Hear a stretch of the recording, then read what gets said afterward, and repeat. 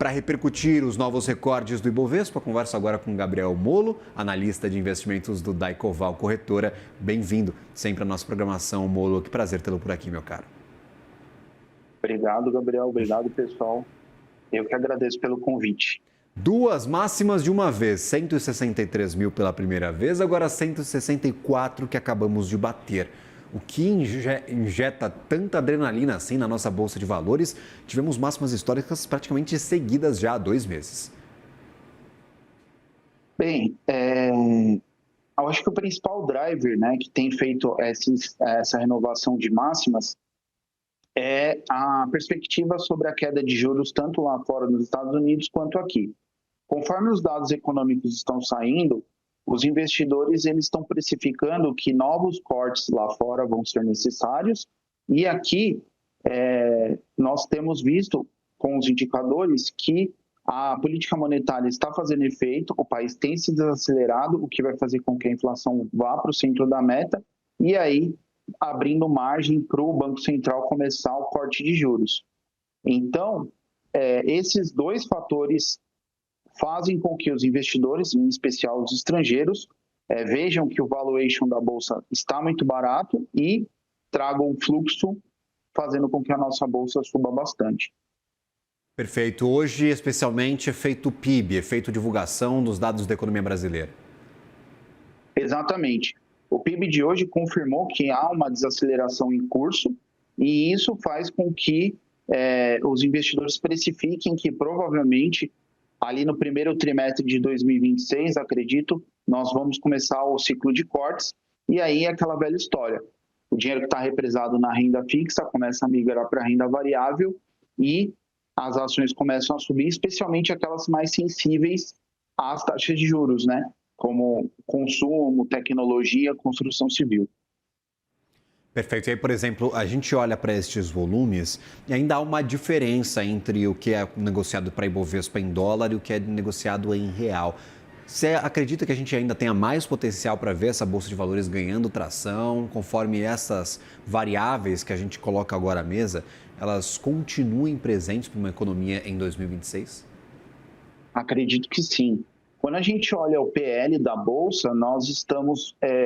agora a gente não está mais abaixo de um desvio, mas a gente está muito próximo de um desvio.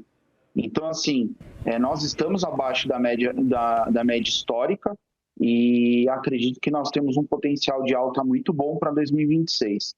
Acredito que o único ponto de atenção, né, neste momento no radar é a volatilidade que a eleição presidencial pode trazer.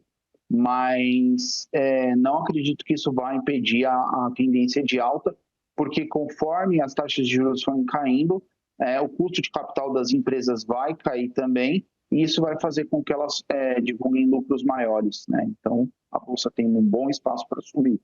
Tecnicamente, Molo, o que pode ser um sinal de alerta para esse Ibovespa? Porque eu sei que é difícil olhar para gráfico em máximas históricas, a gente não tem ali história para avaliar, porque a gente nunca encostou nesses patamares nominalmente. O que pode ser sinal de alerta ou sinal positivo para esse IBOV? Olha, como sinal de alerta, pensando assim em pontos de risco, eu elencaria as eleições presidenciais em 2026, tá? Em segundo ponto, uma possível bolha da inteligência artificial lá nos Estados Unidos, isso poderia fazer com que os investidores comecem a vender, né, os ativos e comecem a buscar segurança, tá? Por causa disso. E talvez uma desaceleração muito severa da China, porque como ela é a maior consumidora de commodity, né, e a nossa bolsa a commodity tem um peso muito grande, isso faria com que o preço do petróleo, do minério de ferro, do aço caísse muito e aí afetasse grandes empresas como a Petrobras, a Vale, Gerdau, CSN, etc.